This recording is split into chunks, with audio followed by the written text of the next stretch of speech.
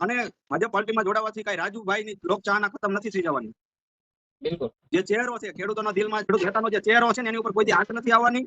અને હંમેશા ભાજપ પાર્ટીમાં જોડાઈને રાજુભાઈ ખેડૂતોના દરેક નાનાથી નાના કામ ઉપર સુધી પહોંચાડશે અને એના કામ થાય. તમારે લખવું હોય રાજુભાઈ કરપડા માટે આવું કેમ બોલ્યા? જ્યાં મિત્રો વાત કીધો તમે બધા લોકો જાણતા છો કે હાલ રાજુભાઈ કરપડા છે એ પોતે કંઈક ને કંઈક મિત્રો વાત કીધો પાર્ટી બદલીને નાખી છે, એટલે કે ભાજપની અંદર જોડાઈ ગયા છે.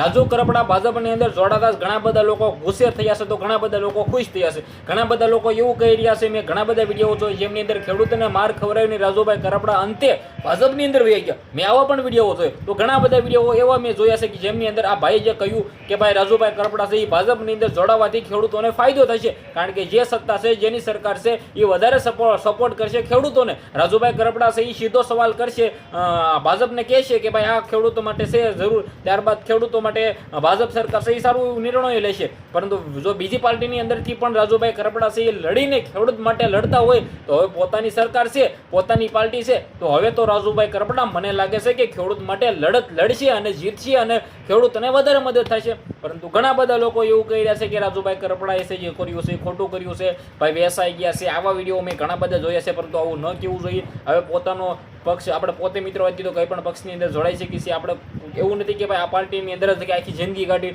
ન સારી લાગી તો બીજીની અંદર પણ જોડાઈને કામ કરવું. આપણે તો જનતાનો પ્રેમ કમાવવો છે, આપણે તો જનતા માટે કામ કરવું છે, નહીં કે આપણે કોઈ પણ પ્રકારનું એક પાર્ટીની અંદર રહીને રેકોર્ડ બનાવવો છે.